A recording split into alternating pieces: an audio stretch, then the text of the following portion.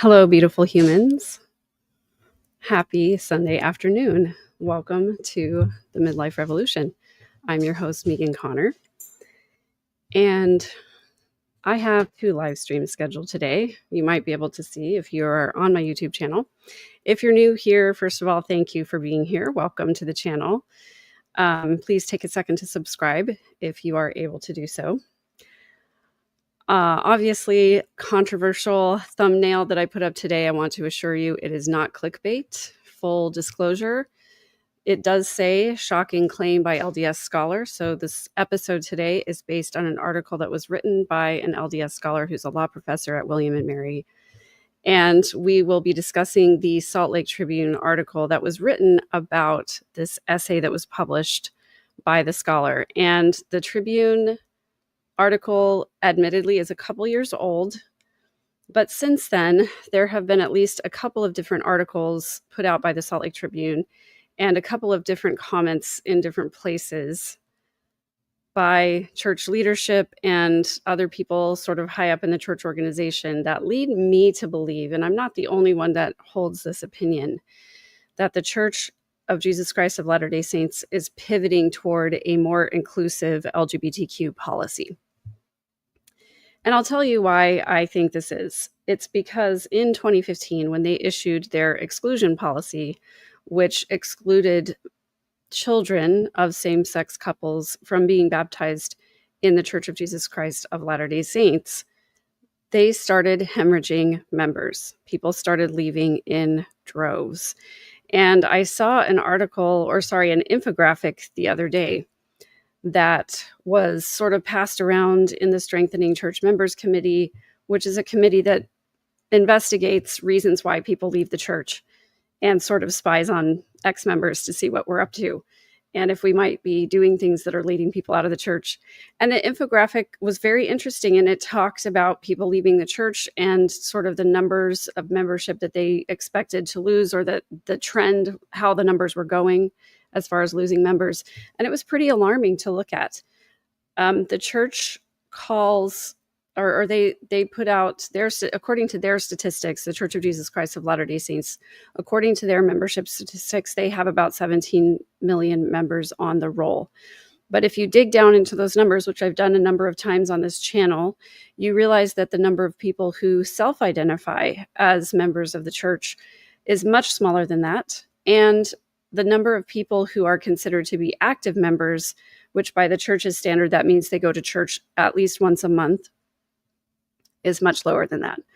So it's estimated that there may be between 5 and 6 million members of the church and not 17 million, as is what the church reports. Now, the reason that they report 17 million is because that's the number of names that are on the records and rolls. But one of the things you have to remember is that the church, once you are born into the Church of Jesus Christ of Latter-day Saints or baptized into the church, they will keep your name on the roll until you reach 110 years of age, unless they hear that you have passed away or removed your name officially, legally, from the records of the church. Now, there are a lot of people who don't want to go through that process because it involves you taking an official form, which was created by the law firm that represents the church. You have to take it to a notary, sign it in front of a notary, and then you have to submit it to your bishop. Supposedly, that's the process you have to go to. Now, anytime you go into your bishop to talk to him about your membership status, if it's not a positive conversation, he's going to do his very best to try to convince you to stay. He's going to give you specific scriptures to read. He's going to talk to you about your concerns. He's going to try to smooth over any doubts that you have and basically point you towards faithful sources to answer any questions that you have.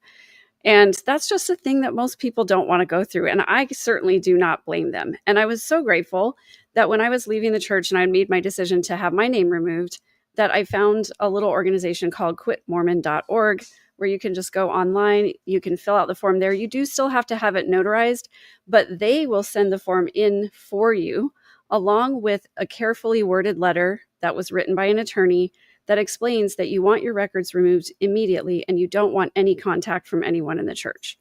So if you need that as a helpful resource, they accept donations as well. And it was a super smooth, seamless process for me. I didn't have to talk to a single person in my ward, my bishop, or anybody else.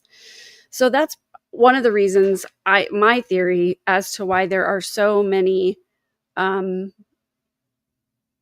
people whose names are still on the records of the church who are not active believing members, who don't consider themselves to be Mormons, and who probably will never set foot in a church again.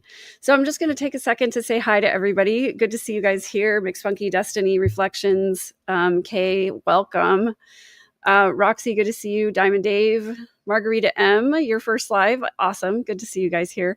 Please take a second to like the episode and subscribe if you haven't done so already. Over half of the people that watch my videos are not subscribers, and it's a totally free way that you can support the channel. So I think this is kind of an important topic. It's one that has been on my mind for a long time. It's one of the things that I think is causing the Church of Jesus Christ of Latter-day Saints to lose members in record numbers. Hi there, Lascuni and Chandra D. After the 2015 exclusion policy, when the church started hemorrhaging members, they then reversed the policy, or at least they dialed it back a little ways, and they made it a little bit more inclusionary, a little bit more friendly, but the damage had really been done. For a lot of people, that was kind of too little too late. I think it did appease some people for a little while. Recently, though, it's been really interesting to see that the rhetoric around LGBTQ and other issues in the church, we've seen some softening. We talked a few weeks ago on this channel about how, sort of under the radar, the Church of Jesus Christ of Latter-day Saints went into Google Maps and started changing all of the icons on their buildings, from the really recognizable Angel Moroni to a cross, which I find really interesting because the cross has never been a symbol of the Church of Jesus Christ of Latter-day Saints. We've never had it in our iconography. You don't see crosses inside LDS chapels anywhere. You don't see it in our paintings or any of the other things that represent Mormonism. And the fact that they went and changed all of those icons from Moroni to crosses tells me that this is just one more way that they're trying to appear to be a little bit more mainstream Christian. They want to be accepted by mainstream Christianity. Another thing that is actually popping right on the scene right now, they've been doing it for a few years, but they're revamping the Light the World campaign, which is a giving campaign, which seems to be like a really positive thing. That it's the Church of Jesus Christ. It's actually not the actual church. It's LDS Charities, which is a branch, it's a charity organization that was founded by the church or funded by the church initially, but now is largely funded by private members. But it is, of course, 100% affiliated with the Church of Jesus Christ of Latter-day Saints. But they have these vending machines now in lots of downtown areas and lots of cities across the United States where you can go and purchase a gift card that supports a charity of one kind or another. And there's a huge variety of charities. Most of these are really great organizations. I've looked into some of them. And it appears that the church is actually sharing the majority of those donations with the group. However, let's ask ourselves a question. Why in the world would the Church of Jesus Christ of Latter-day Saints feel like they need to stand as an intermediary between their members or the general public and these other charities? Why would they not just encourage their members to donate directly to those charities? I have a suspicion and a theory. The Church of Jesus Christ of Latter-day Saints is not known for its transparency with its finances. In fact, quite the opposite. They recently were fined by the SEC for illegally creating shell companies to hide their wealth from not only the general membership of the church, but from the IRS, ostensibly to avoid having to pay a large amount of taxes on the huge amount of investments and reserves that they have. So they've sort of gotten their hand slapped because now people realize through the Widow's Mite report, which you can find at widowsmite.org or the widowsmitereport.org, we've found that people from both inside and outside the church have created this watchdog group to report on the actual finances of the Church of Jesus Christ of Latter-day Saints. And through this report, we were able to discover that the church has a minimum of $250 billion in cash and investments. That doesn't include their for-profit companies like the City Creek Mall, like Beneficial Life Insurance Company, and it doesn't include their massive land holdings, which, if you didn't know this, the Church of Jesus Christ of Latter-day Saints is now the largest landowner in the United States of America. They recently purchased up huge tracts of land in both Florida and I believe, I want to say Nebraska. So they're not super good at being transparent with their finances. And they've been criticized because they have this huge fortune, and yet the amount of money that they actually spend on charitable donations is very, very small compared to their fortune. Now, last year, they released a report that said that they, in the year 2022, I believe it was, that they donated over $1 billion to charitable organizations, which is great. But when you consider the fact that they also have over $250 billion in investments in cash reserves, and then probably another $100 billion or so, $100 billion in buildings and land and for-profit companies, $1 billion doesn't really seem like very much. In fact, I sort of wish that there was a rule in the United States that if you want to be claimed as a 501c3 as a church and to not be taxed, that you should be required to give a huge portion of your surplus profits to charitable organizations, to feeding the poor or feeding the needy, caring for the poor, all of these kinds of things. So my suspicion is that with these Light the Way giving machines, probably that they are taking the money in from these machines and they are donating it to the actual charities that they claim that they're donating to. At least the vast majority of that money is going there. But then they get to claim that they donated that money.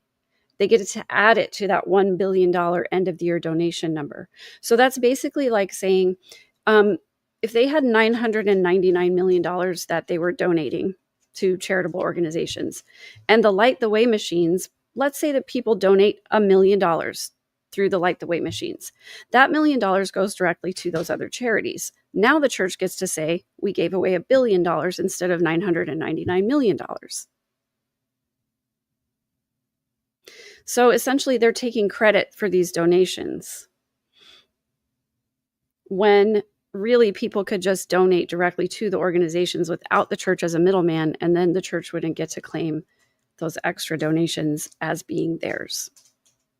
The point being, the Light the Way machines, I think, are a way for them to be seen favorably in the public, for them to get non-members interested in their organization, to see them as charitable and kind, to see them as more of a mainstream Christian religion. I think it's all a big PR campaign. Along with that, let's dive into this article from the Salt Lake Tribune. Now, again, I have always, I want to say I made a disclaimer. No policies have been changed by the Church of Jesus Christ of Latter-day Saints. This is just based on one scholar's take on it. So I just want to make sure that I make that disclaimer very clear.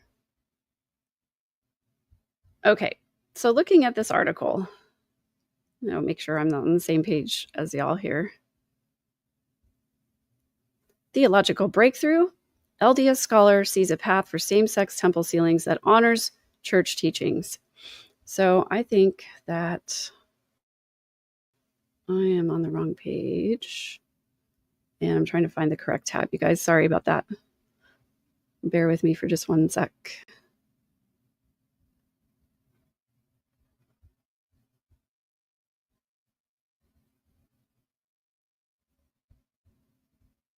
Okay. Sorry for the Vitamix ads. So this is a picture of the ceiling room inside one of the temples. I'm going to guess it's probably the Ogden Temple, since the Ogden Temple is one of those, the Provo Temple, since it's one of those that has that round shape to it. And essentially, if a young man and woman were getting married, they would come into this room, they would kneel at the altar across from each other, And we're looking at it from the point of view of the person who would be performing the sealing ceremony. You can see behind the altar right here, there's a desk. That's for the witness to do the necessary paperwork. And then all of these seats are for the family members who would be witnessing the sealing. And it's interesting to look to because a lot of people have big families and not everybody fits into these little tiny sealing rooms. And so sometimes there is a little bit of jockeying of position to like see who's going to get to be actually in the room. And it does tend to be limited. So again, the date on this article is October 4th of 2022. Okay. So I'm not going to read the whole thing, but I'm going to try to summarize for you. But I am going to read a few things. So Mormonism's practice of hallowing marital relationships into the eternities, called sealings, has been complicated throughout its nearly 200-year history, but, says one scholar, that mortal messiness might provide an unexpected post-mortal opening for same-sex couples. So sealings have evolved over time, and especially in the early church, there were a lot of sealing practices that don't take place in the church today. And if you're a member of the Church of Jesus Christ of Latter-day Saints, or if you've been watching Mormonism for a long time, it's interesting to note that the Mormonism that we see today is very, very different from how it was in the early church. And the ceremonies that were performed in Joseph Smith's time, again, very, very different from what we see now. But this article is based on an essay that was written by Nate Oman, who is a Latter-day Saint law professor at William and Mary in Virginia. And he basically says that he has found an approach that might be true to the teachings of Mormonism, but that might allow for same-sex unions. And his article is titled "A Welding Link of Some Kind, Exploring a Possible Theology of Same-Sex Marriage Sealings." And I'll put the link to this article and to his essay in the show notes after the live is over. But I did read through his article, and I read through his essay. I think this article in the Tribune is a faithful representation of what he's written. He's received both honors and criticism for what he's written, because obviously it's problematic for a lot of time for a lot of people to be thinking about the possibility of gay and lesbian people being married in a Mormon temple. And that was one of the reasons why the Church of Jesus Christ of Latter-day Saints said that they pushed up against Prop 8 so difficult in California, is because they were afraid that supporting Prop 8 was going to force them to allow same-sex marriages in their temples. And while I disagree with that take on it, I really don't think that that was a danger to the LDS Church. That was the messaging that they gave. So I'm going to go back to sharing this article again so we can look a little bit more. So there's a little criticism right here. It's kind of one of those faithful approaches of like, there's no way, only God can change this. That's kind of what we would expect to hear from a faithful historian of the church. However, in the early church, of course, men were sealed to women. But famously, as we've discussed on this channel many times, Joseph Smith was sealed to many women. Some of those women were single at the time of the sealing, and some of them were married. Some of them were married to other men at the time of the sealing. Some of them were pregnant at the time of the sealing. But they also had this idea back in the early church called the law of adoption, where adults were sealed to church leaders as adopted sons and daughters, even though they weren't biologically related to them. Now, the reason for this is that I'm going to see if I can find exactly. Okay. Starting in the 1890s, the church began to instruct members to do proxy work for their own ancestors only. And so that sort of put an end to the law of adoption. And after that, it changed again until the present, where the nuclear family was seen as the way heaven was organized. So back in the 1890s, when they started telling people to, sorry, I should mention this one part. In 1968, the president of the church, David O. McKay, changed the sealing rules to allow men and women to be sealed to all of the spouses they'd been married to in life. So there are plenty of men who are married to multiple women, although women don't get extended the same courtesy. If I were to get sealed to a man, I could only be sealed to one man. But the two top leaders of the Church of Jesus Christ of Latter-day Saints right now are each married eternally to two different women, their first spouses, and then when their first spouse died, they remarried a second spouse, and they're additionally sealed to that second spouse. So technically, they're sealed for time and all eternity to two women, and they believe that when they die, they'll get to have both of those women as wives. So technically, polygamy still exists in the church. Now, going back to these adoptive sealings, where church leaders were sealed to other people, even if they weren't related to them. This is where they got the idea that Joseph Smith was actually he was sealed to some other men. And the idea is that the human family is one big family, that we all have to be sealed together in the eternities in order for everyone to be saved into the celestial kingdom or to the highest level of Mormon heaven, which we talked about just a little bit last week. I never got to finish that episode, but I'll get back to it, I promise. So basically, if I'm a member of the Church of Jesus Christ of Latter-day Saints and I have relatives who have passed away who were not ever baptized into the church, I'm supposed to go back, find their birth date, death date, marriage date, submit that to the church, and then someone goes into the temple and is baptized for them by proxy, receives the temple endowment by proxy, and gets sealed to their spouse by proxy.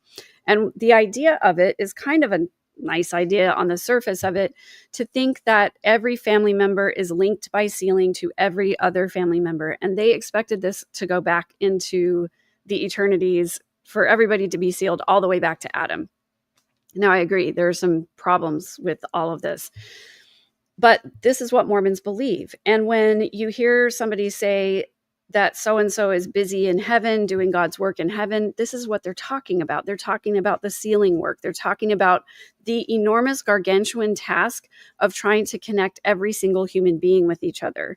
And when I was heavily into doing this in the late 90s, what I kept getting told by genealogy people and other experts is that, let me see if I can encapsulate this in the right way. What I was being told is that, yes, we don't have records for every single person on the planet, but during the millennium, when Jesus Christ reigns for 1,000 years, he's going to make some of these things right. He's going to take care of it. And he's going to make sure that everybody in the history of humankind is going to get sealed to each other. And that's what's going to be happening during those 1,000 years. That's one of the reasons Mormons believe so heavily in temple building, is because they believe that after the millennium, those temples are going to be full 24/7 with people performing all of that sealing work for everybody who's ever lived on the planet. And so I think what this scholar is saying is that because there were adoptive sealings before, where they wanted everybody to be connected to everybody somehow, I think what he's saying is that we could use adoptive sealings again to seal men to other men, to seal women to other women in these quasi-marriage ceremonies, just under the guise of being able to make sure that nobody was lost anywhere, that everybody got to stay in the same link of the chain. So, going back to this article, just to dig in a little bit more into what this actually means. Sorry for the screen layout issues.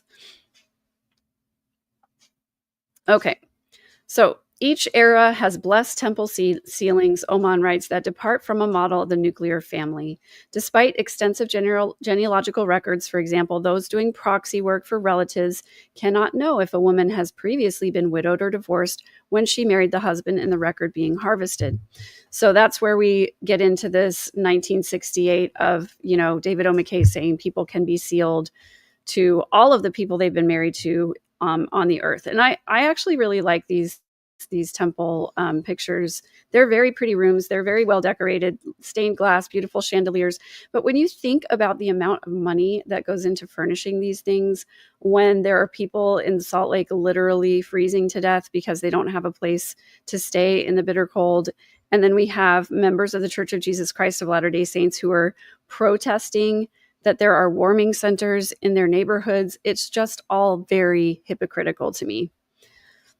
So, these days, the church opposes same-sex marriage and allows only a heterosexual man and woman who are legally married to be sealed to each other in the temple. So it's interesting that they have to be legally married first, and then they can be sealed in the temple. In some places that can happen in the same place. In other places, the legal marriage does not happen in the temple. So the church simply gives a collective shrug and says any tangle of sealings will be resolved into heavenly dyads to everyone's satisfaction in the hereafter. Although if we assume that all earthly marriages were happy and successful, it's difficult to see precisely how this would happen. We just don't know. And that's kind of what the church says to stuff like this, that we can't really figure out, right? Like, we just don't know. And I find that problematic because for a religion who claims to have so many answers to so many things, for them to leave such a large thing to just say, well, God will figure it out. That's kind of what we've heard. Now, in Latter-day Saint scripture, in Doctrine and Covenants, section 132, this is where it talks about marriage and plural marriage and all of those kinds of things. I just want to point out, for those of you who don't know, that the Doctrine and Covenants is a collection of scripture, which are basically where Joseph Smith prayed to God to know the answer to a particular problem, and then he wrote down what he considered to be divine revelation. The Doctrine and Covenants is now a canonized scripture in Mormonism. It's considered equal to the Bible or the Book of Mormon, as in being revelation from God. So this idea, we'll go back to that in just a little bit. Let's finish this article first. So in section 132, this is the literal language from the Doctrine and Covenants. It says all covenants, contracts, bonds, obligations, oaths, vows, performances, connections, associations, or expectations. It wants to cover everything. This sounds very much like legal language to me. It doesn't want to leave any loopholes. Okay, so the church has never sealed same-sex marriages in temples, Oman points out, but such unions could fit under the categories of covenants, bonds, vows, and connections. As to the precise theological status of sexual identity in the eternities, he believes the church could say, we don't know. So this man is a scholar. He says he's not an activist. He acknowledges that he has no power or interest in telling Latter-day Saint leaders what to do. But in my mind, this article opens the door for theological change, or at the very least policy change, if the church wanted to move in a direction that was more inclusive, and if they wanted to get to a place where they could theologically convince current believing members that this is possible without changing our position in theology. So I just want to point out a couple of people. There's a religion professor named Taylor Petrie who works at Michigan's Kalamazoo College. He's done some similar same-sex analysis, same-sex temple analysis. He also has an essay out there toward a post-heterosexual Mormon theology. Again, I'll put the links to all of these in the show notes when it's over. There's another, he also wrote Tabernacles of Clay, Sexuality and Gender in Modern Mormonism. So he's done a lot of work in this area. And then Blair Ostler wrote a book called Queer Mormon Theology. She says she applauds Oman for looking at the complexities of plural sealings in early church history and deconstructing notions of certainty around what sealings mean. So this was interesting to me because as a woman in the church who had a husband who was an inactive member, I don't think he ever did remove his name from the records of the church, but he never went to the temple.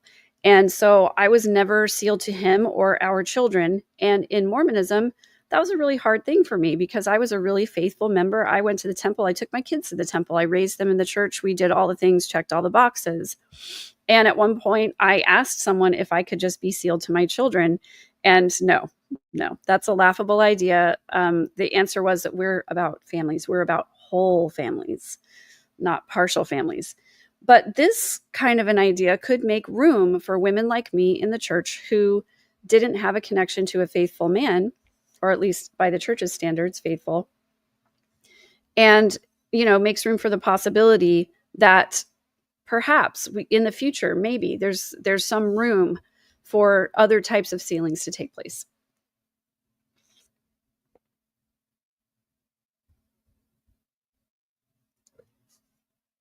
So for his part, Oman hopes his research might provide some direction to those seeking to explore possibilities for change. He says, quote, I long for a way in which gay and lesbian Latter-day Saints can live within the kind of faithful, covenanted, and committed companionship that the church rightly holds out as the good life. Same-sex marriage sealings could enfold such lives into the church and bless them with the power that comes through temple ordinances, close quote. So now I would like to go to another Salt Lake Tribune article where it's a little more recent. This one comes from, it was written in April 21st of 2024. And according to a new study published by the B.H. Roberts Foundation, 60 to 70% of U.S. Latter-day Saints are emphatically against same-sex sealings, and even more, between 65 and 75%, doubt the church will ever permit them. Then they did a little survey, as the church loves to do. The question was, should the church seal same-sex couples? The LDS Church should marry or seal same-sex couples in their temples.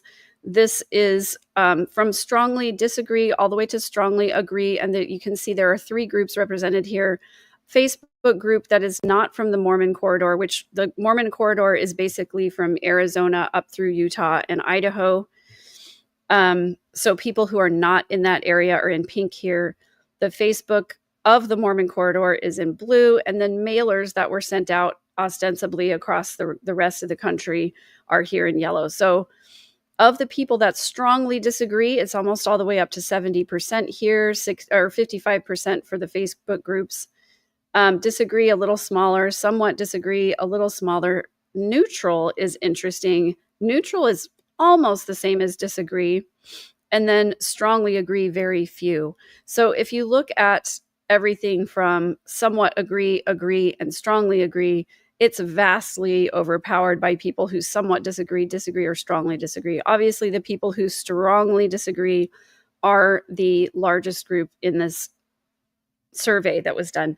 Now, I want to note that the B.H. Roberts Foundation is a foundation that is run by a, what do you call it? A tech billionaire who is a faithful member of the Church of Jesus Christ of Latter-day Saints. He is a historian and also an inventor. He has made lots of money over the years, and his name is Josh Coates. I'm going to just show you an article in the Deseret News about Josh Coates. The Deseret News, by the way, is a newspaper that is run completely by the Church of Jesus Christ of Latter-day Saints and funded by them. So I like this little sun with the glasses on it because you see this sun iconography on the temples all over the place. And then the glasses are like a meme. And one of the things that B.H. Roberts Foundation does is they put out these crazy Mormon memes all the time. But they also run the website MormonR.org, I think it is, which presents faithful but a little more balanced takes on some of the controversial issues in Mormonism. And I just want to show you one of the memes. These are kind of the memes that these guys produce. People showing up for cleaning the chapel on a Saturday, which I think is crazy because the church could employ full-time custodians in all of its chapels and temples with no problem. Also, MormonR.org is the place that houses the LDS chatbot, which we had a little bit of fun with last week, and we're going to keep doing that. In fact, I'm going to have a live stream maybe this week, probably next week, though, since it's a holiday week, where we just play around with the chatbot, and I'm going to ask for your suggestions for that. So anyway, that's who the B.H. Roberts Foundation is. That's who MormonR.org is. And I just wanted to show you this little survey that shows that most members of the Church of Jesus Christ of Latter-day Saints are strongly against any kind of same-sex sealing in the temples. And so this article that was written 2 years ago, now we're 2 years away from that article, and still the sentiment is largely against. So here's another question. How likely is it that the LDS Church will eventually seal same-sex couples in the temple? And most people, again, overwhelmingly, 70% of the people think it's very unlikely, and just a few percentage points for people who think it's somewhat likely, or very likely. So most people don't think that this is something that will ever happen.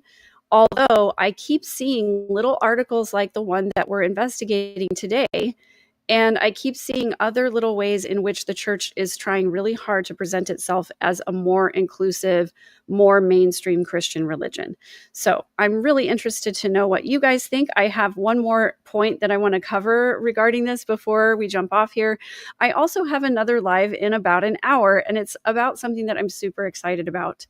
I want to show you, if I can find it, I'm going to show you the thumbnail for this over here.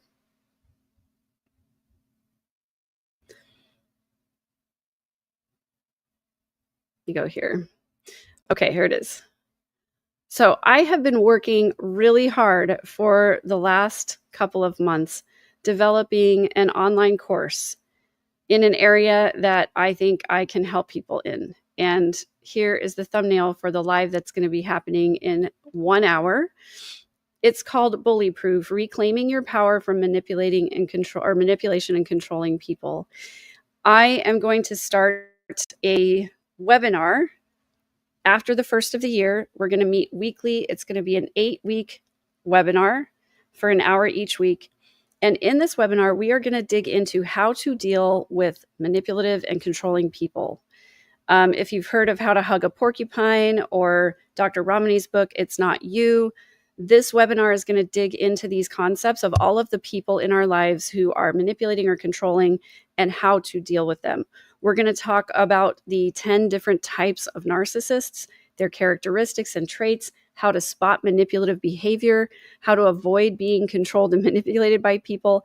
And we're going to do some real-time triage where I'm going to take scenarios from your very own life and examples from the people that you deal with on a regular basis and give you words and phrases that you can use and teach you tips and techniques on how you can deal with these difficult people in your lives.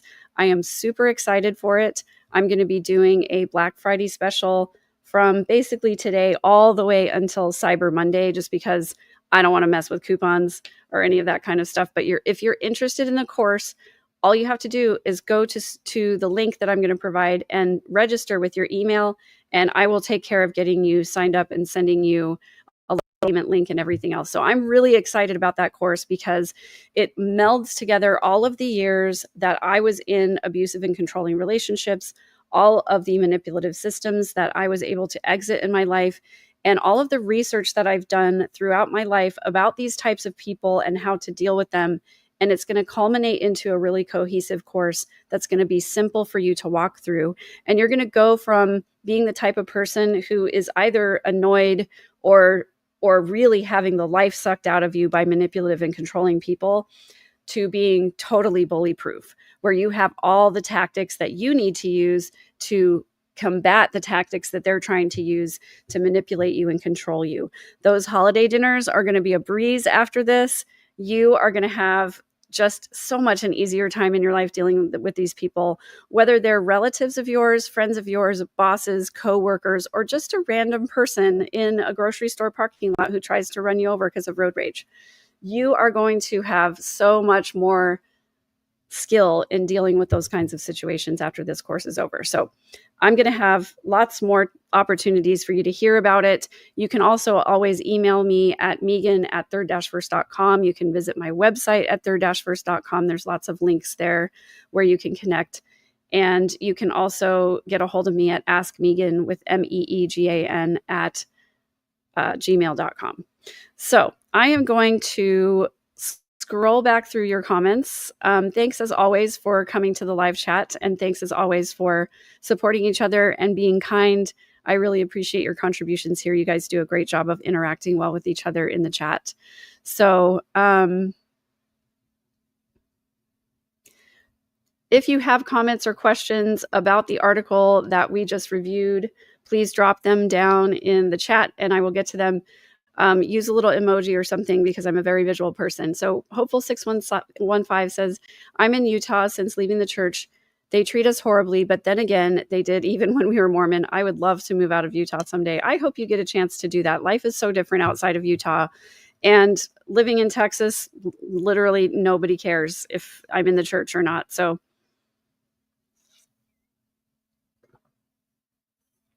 and I agree with this too. The people who've been the rudest to me after leaving the church have been Mormons, former Mormons, a lot of them from my own ward.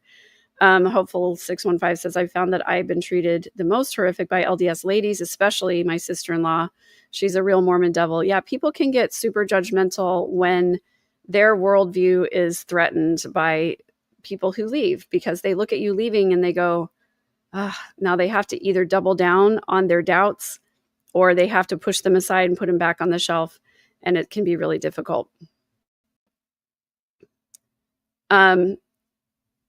Roxy Shepherd, we've talked about this before. She says the Mormon Church here in West Virginia have been really good to me, and I'm really glad that they have. Just caution you against letting them control you, because they tend to be very controlling.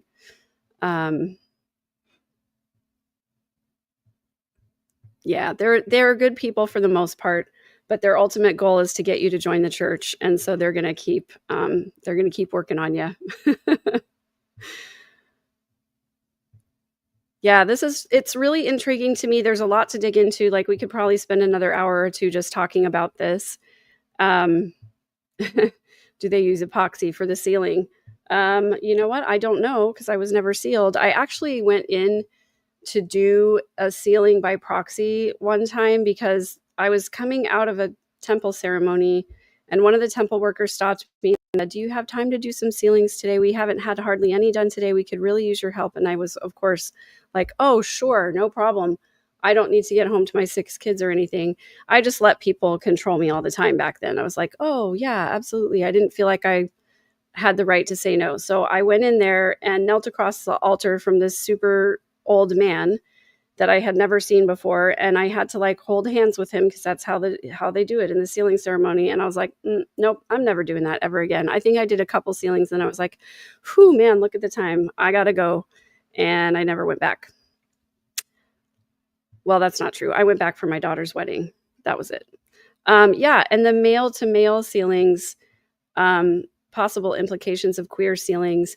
And I think this was more the adoptive sealings that we talked about, where people were married to each other, sealed to each other as siblings. I think that's more likely than queer sealings. But if you were queer back in those days, you could just say like, oh yeah, this is it's an adoptive sealing. This dude's my brother, and get away with it that way. Like, right, a lot more than you could nowadays, right? Looking for questions.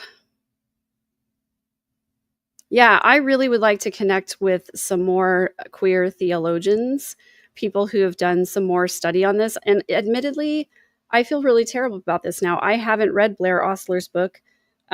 She basically goes through Mormon theology and points out all of the queerness in Mormon theology. And I really should reach out to her and have her on my show and read her book, because I've heard so many wonderful things about it. I used to follow her on social media, and I'm not sure if she stopped posting or if I just don't get on enough to see her posts anymore, but I'm going to look her back up again. So thanks for the reminder on that. Yeah, and I think this is the reason why they're talking about it. They are bleeding memberships, and they know it. They know what their real statistics are, because the ward clerks every Sunday count the number of people in the congregations and send it into church headquarters. So the church knows how many people are actually sitting in the pews every Sunday. And it is a vastly smaller number than it was even 5 years ago. And also, their tithing donations are going down. And when I looked at that infographic that I mentioned earlier, what was really telling to me is that they were interested in the number of members, but they also mentioned how much revenue as in tithing dollars that they were going to lose as a result of fewer people attending church. And I just think that's really gross. It's like, how about looking at, I don't know, how many people's eternal salvation and stuff. I don't know. It's always about the money with these people. Yeah, I think they are, I've said this before, that they're trying to straddle this ever widening gap between very traditional members who think that the church leadership has gone astray because they're becoming more progressive, and more progressive members who are looking for more inclusion. And the gap used to be here, right? And it's widening and widening. And if you can imagine like 1 foot on either side of the trench, I think it's problematic, and it's going to get unsustainable. at some point, and they're going to have to pick a direction. And no matter which direction they pick, they're going to lose probably half of their membership. So it's a really hard place for them to be. But, I wouldn't be so mad if the church became very, very small. I would love it if they became very small and more progressive, as opposed to very small and doubling down on their entrenched beliefs. So,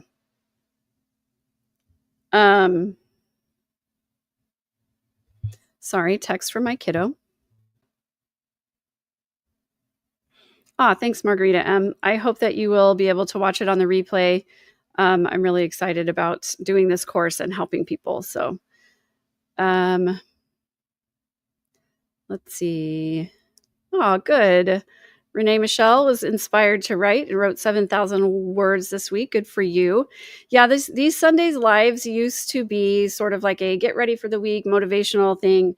And I just found so many things that I wanted to talk about. So I do like still sharing our intentions for the week and our wins and the things that we can support each other with. So JC asks, granted it's all make-believe, all the afterlife claims, but it is real to so many. The second part of same-sex sealings, could there just be surrogacy and IVF in Mormon heaven to fix that issue? Yeah, that's a good question. One that I do not have a good answer for, unfortunately. The thing is that, yeah, it's when you're talking about dearly held religious beliefs, people feel really threatened when there's a possibility that those are going to change. And also, the Mormon Church is so exclusionary to marginalized groups like this that people who are faithful Mormons who want to stay in the church want to be more accepted. And I think it's really interesting to note that very famously, there's a couple, Charlie Bird, who used to be the cougar mascot for BYU, is married to a man, and he and his husband attend a ward in Provo, and both of them hold callings, and both of them take the sacraments. And it's very clear in the church policies that that's not the way it's supposed to be. LGBTQ people who are in open relationships are not supposed to be able to hold callings or speak in church or pray in church or take the sacrament. Those things are excluded from them because they are not in line with the teachings of the church. But it's really confusing when you see a bishop giving an exception to some people and not to others. And so it kind of makes queer people go, well, should I move to that ward? Because that bishop's obviously treating people right. But then 5 years from now, that bishop's going to be released. There will be a different one. Who knows if he's going to be a progressive bishop or not. And bishops sort of take a lot of leeway, and they're given a lot of leeway because they don't have very specific instructions on every single thing, and they get very little training. So sometimes you get a good bishop who is really, really supportive of things, and sometimes you don't. And I think it's just really confusing to the general membership, especially to queer members who want to have that inclusion and that acceptance when they see exceptions being made in some wards and not others. So I think it's problematic that there is so much talking from Salt Lake about being accepting of LGBTQ people, but not actually following through on the local level for it. So, yeah, I agree. I think about how much time I wasted doing temple work, hundreds and hundreds and hundreds of names that I took to the temple. And I could have been spending that time with my children or doing like any one of a billion other things that I would have rather done. At the time, though, I felt like I was trying to, do what I was being asked to do. I felt like I was making sacrifices for God and that I was going to get blessings for that. So there's that. Yes, I've been meaning to check this out, Latter Gay Podcast. And there are another couple of podcasts out there that I've been meaning to check out and just haven't. So this is a good reminder for me to dig more into that. So, yeah, and Renee Michelle, this is a good point. They would not run out of money, even if everyone stopped paying tithing today. Just the surplus on their investments in their for-profit businesses, they could continue into the eternities and still have plenty of money to keep all of those old white men in Salt Lake City very comfortable in their cushy chairs for a long time. So, yeah, I will definitely do that. This is a good reminder for me to do that. Diamond Dave says it'll be interesting to see how this would work on an international level. And it is interesting. I think part of the issue is that being a global worldwide church making a policy change that only largely affects Americans is problematic on a number of different levels. But again, it wouldn't be the first time that they did it. And they like to say how global the worldwide church is, but they're constantly making announcements about American politics and American holidays and all those kinds of things. So I think if I was outside the United States, I would feel a little excluded as well. Thank you for posting this, JC. Bible scholar Dr. Jennifer Bird does a lot of good work on marriage and the Christian Bible, including queer perspectives. Who was taught Jesus' challenge to males to self-eunuch if they couldn't hack it? I don't know. There's also a really wonderful Bible scholar named Dan McClellan, who is, interestingly, a member of the Church of Jesus Christ of Latter-day Saints, but his podcast is called Data Over Dogma. And he and his co-host dig into the problematic interpretations of the Bible that are seen that way simply because that's the way they've always been seen. But he presents a lot of scholarly work and information on what the data suggest the Bible says. And if you go and listen to his work on what the Bible says about homosexuality and about abortion, it's just very, very interesting. I highly, highly recommend that you go take a look at that. So I'm going to take a little drinky break.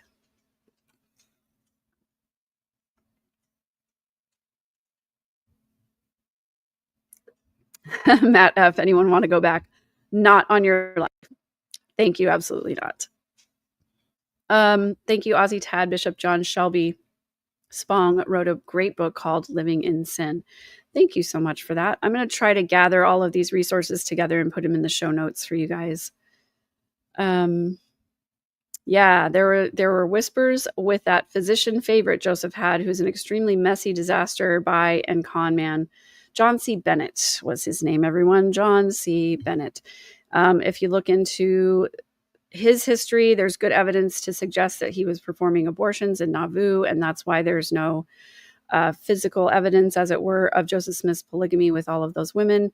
So that is a rabbit hole for another time. There are lots of people who have covered that topic really, really well and do it much better justice than I could have. In fact, I think there was a Mormon Stories episode as part of the LDS discussion series where they go very heavily into John C. Bennett and who he was and all of that stuff. So very interesting. I highly recommend that episode. Yes, share, like, and subscribe. Thank you so much. All right, guys, I am going to wrap up this discussion for now because I am going to jump back on in about half an hour to do my bully proof episode. Thank you so much for being here. Thanks for liking and subscribing. I really appreciate your support of the channel. If you're here for the first time, please go check out some of my playlists on the Midlife Revolution podcast. And also I have a ton of playlists on deconstructing Mormonism, rebuilding faith, and family systems and things like that. So I hope you found some content here that's helpful. If you have, please share it with people that you care about who need to hear it. And please be good to each other. But as always, be good to yourself. Have a great Sunday and hopefully see you in a half hour.